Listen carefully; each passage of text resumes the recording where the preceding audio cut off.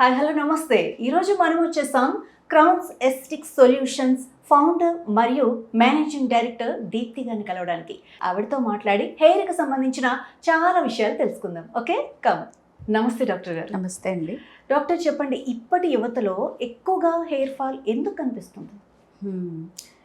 ఒకప్పుడు hair fall గురించి చూస్తే అండి, బట్టతల ఇలాంటివి చూస్తే 45 తర్వాత 50 తర్వాత కామనే. మనం దాన్ని పెద్ద మైనస్గా కూడా చూసేవాళ్ళమే కాదు.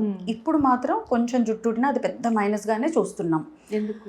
ఎస్పెషల్లీ ఇప్పుడు జనరేషన్లో వచ్చిన మార్పులు, వ్యవహార శైలి, తిండి, నిద్ర, ఉద్యోగము, pollution, sedentary lifestyle, screen time, సాయిల్లోనే మార్పు వచ్చింది కదండి.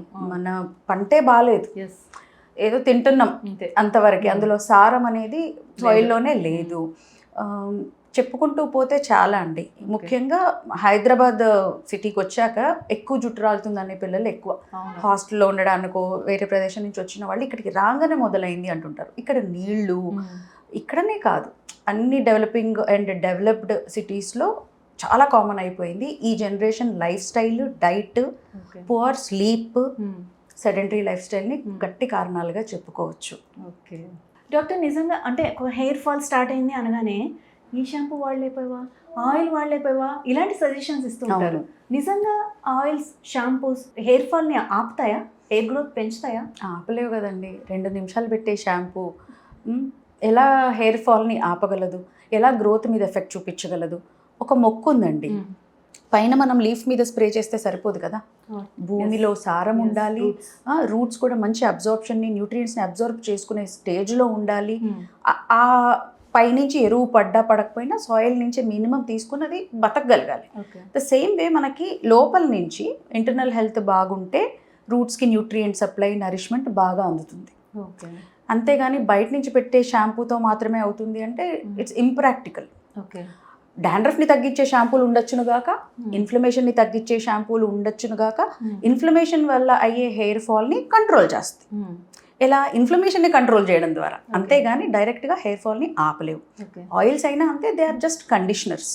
చాలా తక్కువ మాలిక్యూల్స్ స్కాల్ప్ త్రూ వెళ్ళగల మాలిక్యూల్స్ కొన్ని రకాల ఆయిల్స్లో ఉంటాయి.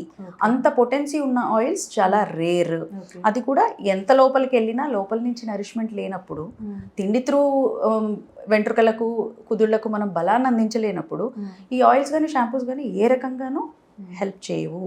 ఓకే, మీరు చెప్పే సజెషన్ మాకు, మా వాళ్ళ కోసం ఏదైనా బెస్ట్ ఆయిల్? మళ్ళీ మనం అక్కడికే వచ్చాము.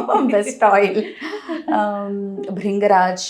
ఓకే, మంచి చెప్పుకోదగిన ఆయిల్ అండి.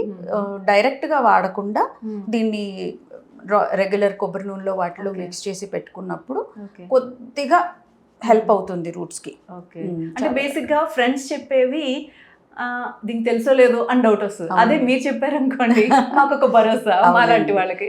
చాలా ఆయుర్వేదంలో చాలా ఆయిల్సే ఉన్నాయండి, చాలా వరకు పనిచేస్తాయి. కానీ ఏదైనా సరే ఒక ఇరిటెంట్గా పనిచేస్తుంది అంటాను నేను.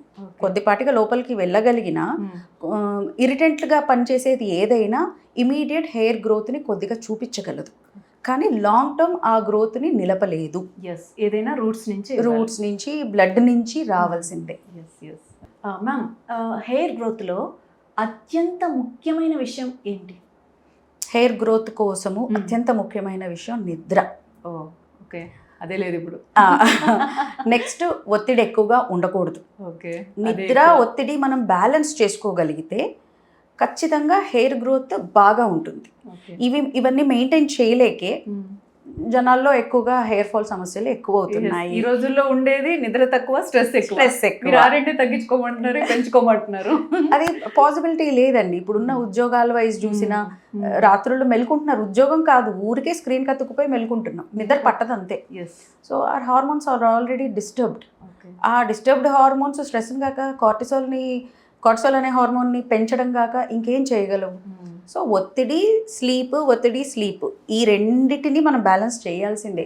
ఏ ఒక్కటి బాగా లేకపోయినా మళ్ళీ అది జుట్టు రాలడం మీదే ఉంటుంది. ఓకే, ఒకవేళ హెయిర్ ఫాల్ చాలా ఎక్కువ ఉంది, సివియర్ ప్రాబ్లం అనుకోండి, దానికి ఎలాంటి సొల్యూషన్ ఉంది మీ దగ్గర? చాలా సొల్యూషన్సే ఉన్నాయండి. హెయిర్ ఫాల్ అనేది ఆబ్వియస్లీ బ్లడ్ త్రూ సొల్యూషన్ వెతకాల్సిందే ఫస్ట్. ఓకే. ఆ తర్వాత చెప్పుకోదగిన ట్రీట్మెంట్స్ అంటే PRP, platelet rich plasma, growth factors GFC అంటారు, అలాగే స్టెమ్ సెల్స్, ఓకే. QR-678 అని మధ్య ఆమోదించబడింది, బాగుంది అది కూడా. రాబోయే రోజుల్లో ఎక్సోజోమ్స్ కూడా, ఎక్సోజోమ్స్లో ఇంకా రీసెర్చ్ జరుగుతోంది. ఓకే. చాలా వరకు మైక్రో లెవెల్లో అవి బాగా పనిచేస్తుంది. ఓకే. సో ఎక్కువగా బ్లడ్ లెవెల్స్లో పోర్గా ఉన్నారు, ఐరన్ డెఫిషియన్సీస్ అవి ఉన్నాయి అన్నప్పుడు stem cells are a good option అండి. ఓకే. 2 వీక్స్కి ఒకసారి తీసుకునే ఈ ట్రీట్మెంట్లో జస్ట్ 2 minutes ఉంటుంది. Okay. Just 2 minutes will come take and go. ఈ 2 minutes చేసే ట్రీట్మెంట్స్ మనం నెలలో 2 సార్లు చొప్పున లేదా 3 సార్లు చొప్పున తీసుకున్నప్పుడు 2 monthsకి చాలా మంచి రిజల్ట్స్ కనపడుతున్నాయి. ఓకే.